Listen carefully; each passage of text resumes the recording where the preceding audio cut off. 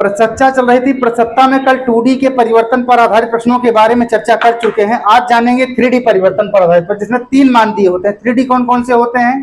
जैसे घनाभ हो गया, घन हो गया, शंकु हो गया, बेलन हो गया, गोला हो गया। ये 3D परिवर्तन पर आधारित प्रश्न होते हैं। ठीक, वर्ग हो गया, घन वो हो गया, क्या नाम है, वर्ग, ये वर्ग अपना, आयत, ये त्रिभुज, ये किस पर आधारित है? 2D परिवर्तन पर। तो त्रिभुज पर, इस पर समकोण त्रिभुज पर, वर्ग पर, आयत पर, समलंब चतुर्भुज पर, इन पर चर्चा कर चुके हैं कल। आज जानेंगे 3D परिवर्तन पर प्रसत्ता में कैसे क्वेश्चन बनते हैं। देखिए पहला प्रश्न,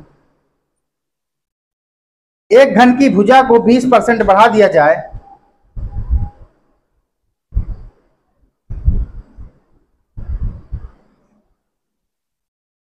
एक घन की भुजा को 20% बढ़ा दिया जाए तो उसके आयतन में कितने % की वृद्धि होगी? वाइस चेक कर लियो।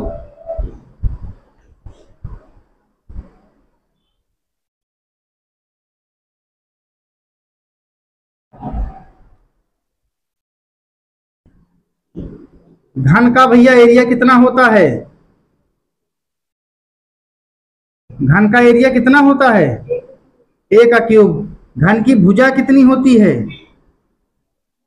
ए होती है, होता है। घन का वक्रपृष्ठ कितना होता है? 6a²। पासे में कितनी सतह होती हैं? भाई घनाभ और घन पढ़ा चुके हैं ना, जब रीजनिंग पढ़ा रहे थे तो उसमें कितनी सतह बताए थे? 6 सतह, तो 6 लग गई। जैसे कल वर्ग के बारे में बता रहे थे, यहाँ पर इसकी भी भुजा, इसकी भी भुजा, इसकी भुजा और इसकी भुजा, चारों भुजा बराबर थी। और 1 2 3 4, कितना इसका वक्रपृष्ठ बन जा रहा था? 4 है। तो यहाँ पर कितनी सतह हो जाएगी? 6a² हो जाएगा। ठीक, आगे बढ़िए। इसका अगर विकर्ण पूछे तो क्या हो जाएगा? घन का विकर्ण कितना हो जाएगा? a√3। BSc से क्या थी? BSc की हो क्या? विकर्ण कितना हो गया? a√3।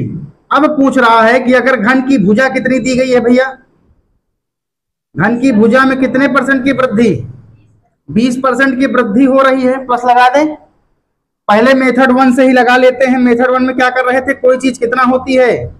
100 होती है, गुणे 20% की वृद्धि के साथ 120 हो जाएगा, गुणते 120। यहां पर घन का एरिया कितना है? a cube. इसका मतलब 20% की जो वृद्धि होगी कितनी बार होगी? 3 बार। भाई 3 है ना, a क्यूब है।